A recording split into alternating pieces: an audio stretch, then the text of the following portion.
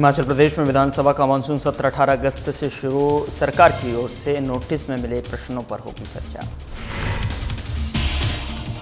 BJP ने लगाया सुक्खू सरकार पर आरोप, भ्रष्टाचार को दे रही बढ़ावा, दुकानों को नीलामी में घोटाले का लगाया आरोप।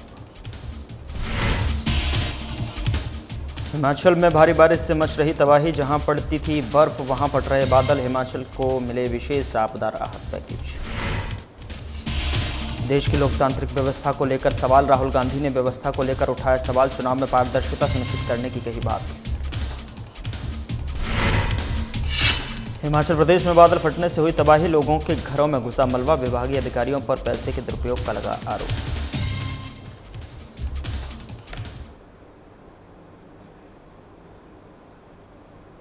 नमस्कार, मैं हूं आपके साथ गौरव राजेंद्र। बुलेटिन की शुरुआत करते हैं। हिमाचल प्रदेश में लगातार हो रही बारिश के चलते एक बार फिर से जनजीवन अस्त व्यस्त हो गया है।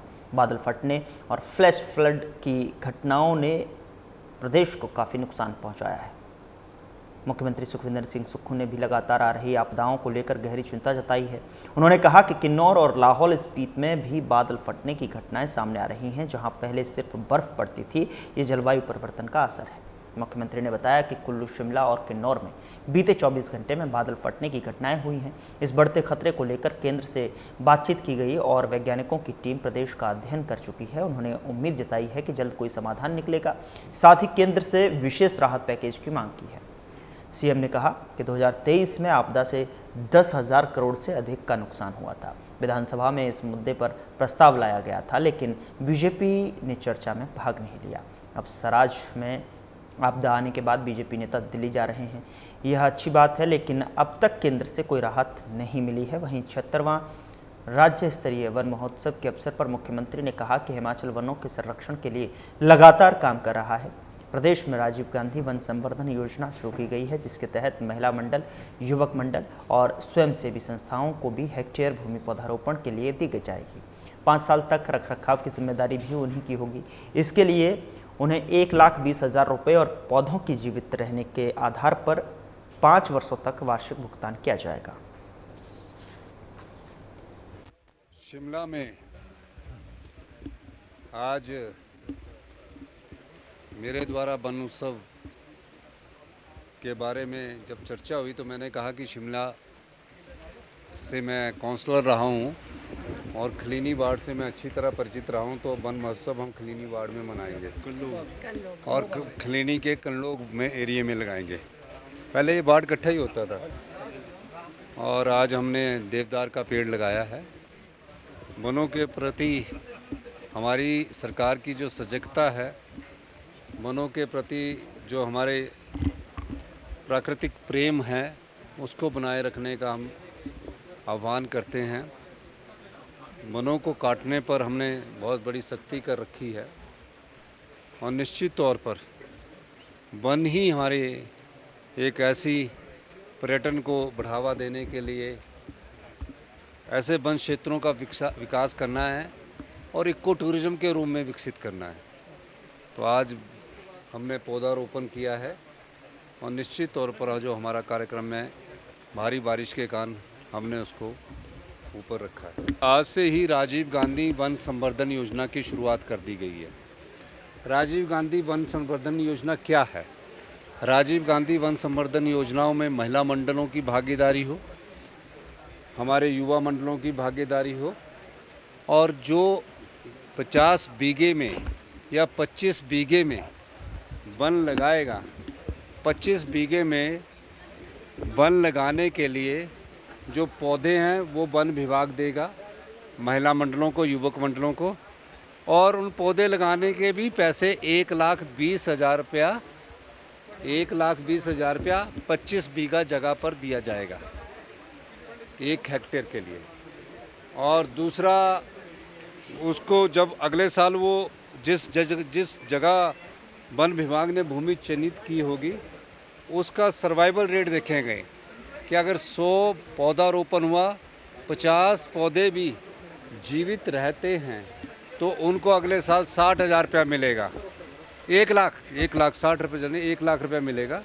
और उसके बाद 5 साल तक वो महिला मंडल उस वन को रखेगा, सुरक्षित रखेगा, संरक्षण प्राप्त महिला मंडल का होगा, उनको पैसे मिलते जाएंगे। और वन विभाग की निगरानी में उनको पैसे देने का कार्य की शुरुआत आज राजीव गांधी वन संवर्धन योजना के माध्यम से की गई है। इससे युवा मंडलों के पास पैसा हाथ में आएगा, महिला मंडलों के पास पैसा आएगा, स्वयं सहायता समूह वालों के पास पैसा आएगा। तो इस प्रकार और अधिक वन का विस्तार होगा और वन के प्रति जागरूकता बढ़ेगी। जब महिला मंडल पौधे लगाएगी, हमारी युवा मंडल पौधे लगाएंगे और फिर उन पौधों को बचाने का दायित्व भी उन पर सौंपा गया है और उन पौधों को बचाने के लिए भी पैसा उनको मिलेगा, तो निश्चित रूप से हमारे जंगल का जो एरिया है वो बहुत अधिक बढ़ेगा। कुल्लू के एरिया में क्लाउड बर्स्ट हुआ है, किन्नौर से भी ऐसी खबरें आ रही है, लाहौल स्पीति से भी ऐसी खबरें आ रही है। पहले हमने किन्नौर और लाहौल स्पीति में ऐसे कभी नहीं देखा था। ये कोल्ड डेजर्ट है, यहाँ बारिश नहीं होती थी। बारिश ने जिस प्रकार वहाँ तबाही मचाई है, तो ये निश्चित तौर पर हम कह सकते हैं कि ये ग्लोबल वार्मिंग का असर है, क्लाइमेट चेंज का असर है।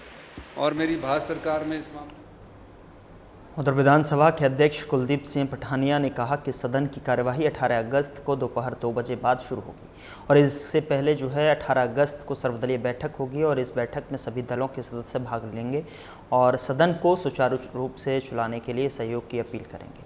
विधानसभा के पास अब तक 830 प्रश्न आए हैं, जिनमें 679 तारांकित और 151 अतारांकित प्रश्न शामिल हैं। इस वर्ष अब तक 15 बैठकें हो चुकी हैं और पूरी 35 बैठकें पूरी करने की उम्मीद है। 14वीं विधानसभा ने 2.5 साल में 85 बैठकें की हैं और 73 बिल पास किए हैं। 12 बिल राज्यपाल और राष्ट्रपति के पास लंबित हैं, जिन पर 3 महीने में सहमति नहीं मिलने पर पास माना जाएगा। उच्च न्यायालय ने कहा है कि 1990 से याचिका समितियां रही हैं और बाद में लोकसभा ने विभागीय समितियां बनाई हैं। विधानसभा अध्यक्ष ने कहा कि इंश्योरेंस कमेटी के पुनः बनाने पर विचार किया जा रहा है। इसके अलावा मेट्रोपोल भवन पुनर्निर्माण को लेकर विधानसभा अध्यक्ष ने कहा कि भवन पुनर्निर्माण के लिए सरकार से 36 करोड़ रुपए मिले हैं, लेकिन राशि अभी तक लोक निर्माण विभाग के पास लंबित है। एकोमोडेशन उपलब्ध मिलने के बाद भवन पुनर्निर्माण किया जा सकेगा। 14वीं विधानसभा ने लगभग जो है 72 बिल्स हमने पास कर दिए, 73, और उनमें से 12 ऐसे बिल हैं जिनकी जो है गवर्नर से या राष्ट्रपति से जो उनको जो स्वीकृति मिलनी है वो पेंडिंग है। अन्यथा 60 के करीब जो हैं वो जो बिल जो है वो कानून बन चुके हैं। और पिछला सत्र जो था उसमें ये जो माननीय सदस्य हैं उनके पेंशन से संबंध बिल भी पारित हुआ था और उसमें दोनों सदनों के जो माननीय सदस्य हैं उन्होंने अपनी अपनी बात जो है अंदर रखी थी, मीडिया उससे अवगत है। और वो पास हुआ बिल है शायद, क्योंकि उसको असेंट नहीं मिली थी अभी तक, और अभी वो जो 12 बिल जो जिसमें असेंट नहीं मिली है, अभी सुप्रीम कोर्ट का की जो है लॉ आ गया है कि अगर 3 महीने के अंदर किसी भी विधानसभा के द्वारा पास किए गए कानून के ऊपर गवर्नर या राष्ट्रपति की असेंट नहीं मिलती है तो that will be deemed to be passed. तो मेरे ख्याल में उस परिप्रेक्ष्य में कुछ कदम उठ रहे होंगे, उसमें वो बिल जो पास हुआ है उसको भी असेंट मिली होगी।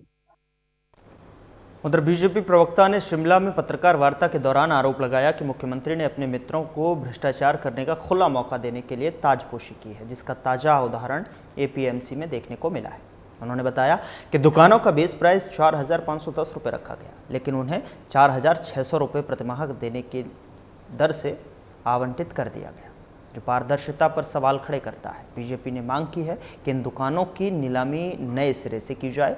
कहा कि विभाग ने सचिव ने अपने रिश्तेदारों को बाजार भाव से बेहद कम दर में जो है दुकानें आवंटित की हैं। उन्होंने दावा किया कि सीए स्टोर और ई मंडी में भी करोड़ों रुपए का घोटाला मुख्यमंत्री के इशारों पर हुआ है। भारद्वाज ने कांग्रेस सरकार को अलीबाबा और चाली चोर चोरों की सरकार करार दिया है। उन्होंने आरोप लगाया कि विभाग की सचिव पवन सैनी ने अपने रिश्तेदार अनिरुद्ध सैनी को शॉप नंबर 27 शिलारू में मात्र 2,850 रुपये प्रति माह पर दुकान दी है, जबकि बीजेपी सरकार के समय यह 25,000 से 80,000 प्रति माह तक थी। इसके बाद सचिव का तबादला कर दिया गया और इसी तरह जो है विभाग के अधिकारी यशपाल के साथ भी हुआ है। उन्होंने बताया कि पराला मंडी में 34 दुकानों के लिए 52 आवेदन आए थे, जिनमें से 18 आवेदन बिना कारण खारिज कर दिए गए। टूटू में 8 दुकानों के लिए 17 आवेदन आए, जिनमें से 9 रिजेक्ट हुए, जबकि जो है शिलारू में 28 दुकानों के लिए 64 आवेदन आए और 36 को अस्वीकार कर दिया गया। बीजेपी ने सवाल उठाया कि इतने आवेदन बिना वजह क्यों खारिज किए गए। उन्होंने कहा कि केंद्र की मोदी सरकार मंडियों की डिजिटलाइजेशन के लिए सभी प्रदेशों की मदद कर रहा है, लेकिन बावजूद इसके प्रदेश सरकार केंद्र से मदद न लेकर आर्थिक बदहाली के बावजूद टेंडर कर रही है, ताकि अपने लोगों को लाभ पहुंचाकर भ्रष्टाचार किया जा सके।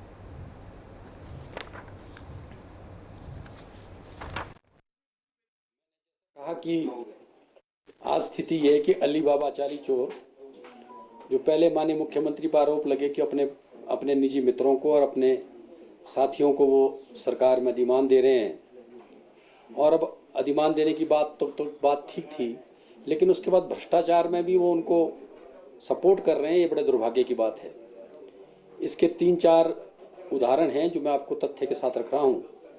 पहला उदाहरण है कि पराला, शिलारू और टुट्टू में मंडियां जो दुकानें अलॉट हुई, वो बिल्कुल इस तरह से अलॉट हुई कि मान लिया अगर 50 एप्लीकेशनें थी तो 20 दुकानें थी, तो 25 एप्लीकेशनें रिजेक्ट कर दी गई और बाकियों को दुकानें दे दी गई।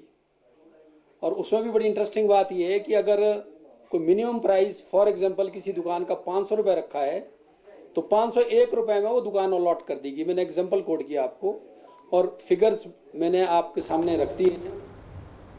उधर लोकसभा में विपक्ष के नेता और कांग्रेस के पूर्व अध्यक्ष राहुल गांधी ने जो सवाल उठाए हैं, आपको बता दें कि किसी दल या नेता से जुड़े नहीं, बल्कि सीधे सीधे देश की लोकतांत्रिक स्वास्थ्य से संबंधित हैं।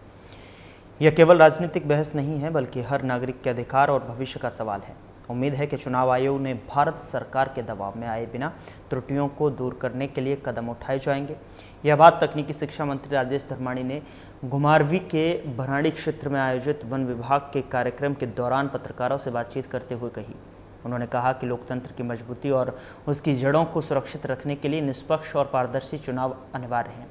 उन्होंने चेतावनी दी कि वोट चोरी जैसी घटनाएं लोकतांत्रिक ढांचे के लिए गंभीर खतरा है और इन पर किसी भी स्तर पर समझौता स्वीकार नहीं होगा। चुनाव आयोग को किसी भी दबाव में आए बिना अपनी संवैधानिक जिम्मेदारियां निभानी चाहिए और मतदाता सूची से लेकर मतदान और मतगणना की प्रक्रिया तक हर चरण में पारदर्शिता सुनिश्चित करनी चाहिए।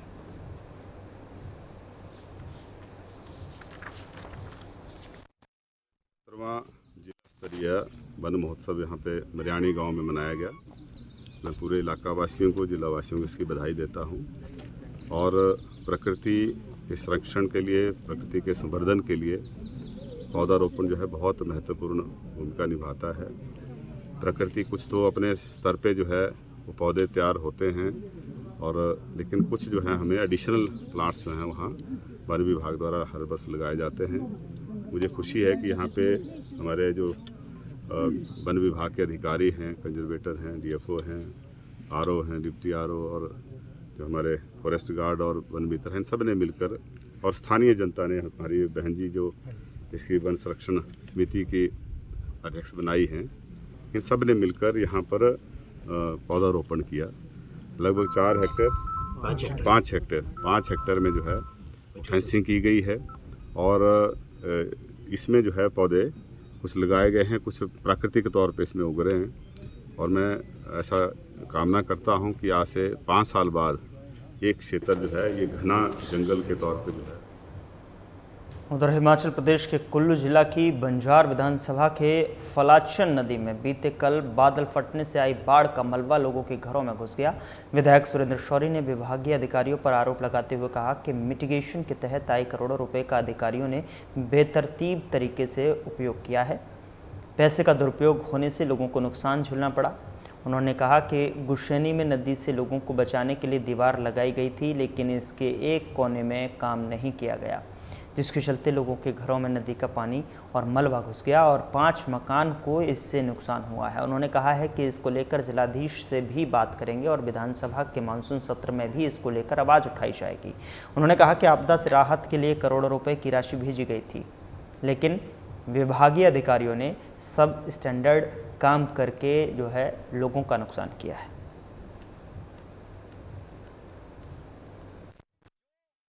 इतना करोड़ों रुपया मिटिगेशन का केंद्र सरकार ने दिया गुशैनी को बचाने के लिए, लेकिन उन्होंने बीच में दीवार दे दी, एक कोना छोड़ दिया जिस कोने में दीवार नहीं लगाई और उस कोने से सारा पानी लोगों के घरों में चला गया। वो हम यहाँ वीडियो में भी देख सकते हैं, मौके पे हम आए हैं तो हम देख सकते हैं कि पानी जो दीवार पर बिल्कुल सामने तक लगनी चाहिए थी वो पूरी सामने तक नहीं लगाई, जिसके कारण मौके यहाँ पर आ गया। सारा यहाँ पर अंदर ये मलबा सारा अंदर चला गया, घरों में भी चला गया। लेकिन मैं और कुछ पोर्शन नीचे का छोड़ दिया गया। मैं आज भी कहना चाहूँगा कि जो केंद्र सरकार का पैसा है, सरकार का पैसा है, उसका सही यूटिलाइज होना चाहिए। आधे अधूरा काम करके, सब स्टैंडर्ड काम करके ये अधिकारी मिले हुए हैं, भ्रष्ट अधिकारी हैं। इसलिए आज हमें ज़रूरत है कि इसलिए हिमाचल प्रदेश में आपदा का दौर जारी है। शिक्षा मंत्री रोहित ठाकुर ने आज मीडिया से बातचीत में बताया कि इस मानसून में 20 जून से लेकर 13 अगस्त तक प्रदेश को लगभग 2011 करोड़ का नुकसान हो चुका है।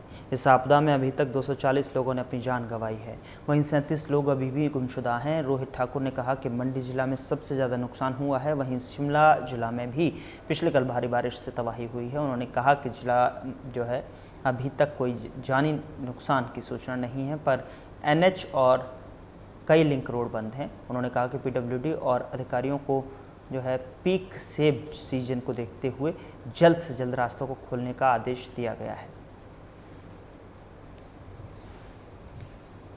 बिल्कुल आपने सही कहा, जो ये नुकसान का क्षति का क्रम हिमाचल प्रदेश में विशेषकर ये मानसून के दौरान यही रुकने का फिलहाल नाम नहीं ले रहा है। और पिछले कल ही जो मैंने आंकड़ा हमारे जो डिजास्टर मैनेजमेंट के द्वारा जो अथॉरिटी बनी, जिसके माध्यम से पूरी इन बातों पर नजर रखी जाती है, उसके अनुसार लगभग कोई 2011 करोड़ का नुकसान पूरे हिमाचल प्रदेश में हो चुका है और लगभग कोई 240 आपकी बहुमूल्य जाने जा चुकी, जिसमें संख्या लगभग 100 से अधिक इसी में आपकी जो एक्सीडेंटल डेथ्स हुई है वो भी इसमें सम्मिलित है और लगभग कोई 37 लोग आपके मिसिंग है। तो काफी बड़ा नंबर है। और ये जो मैं समझता हूँ जो क्यूमुलेटिव लॉसेस है, ये आपकी 20 जून जो एक तरह की डेट होती है जब मानसून का आगमन हिमाचल प्रदेश में होता है, और पिछले कल तक आपका 13 तारीख तक ये लॉसेस थे। और कल रात को भी काफी नुकसान हुआ है और विशेषकर जिला शिमला में, जहां पिछली बारी एक केंद्र बिंदु हमारा इन लॉसेस का, विशेषकर क्लाउड बर्स्ट का, आपका मंडी जिला था, लेकिन पिछले कल आपकी जिला शिमला में भी काफी अत्यधिक आपकी वर्षा हुई है और उसमें अभी तो प्रभु की दया से कोई इस तरह का जारी नुकसान की खबर तो नहीं है, लेकिन अवश्य हमारी सड़कें आपकी, चाहे वो NH की बात थी, चाहे हमारी लिंक रोड्स की बात थी, प्रभावित हुई है। फिलहाल बुलेटिन में इतना ही। नमस्कार।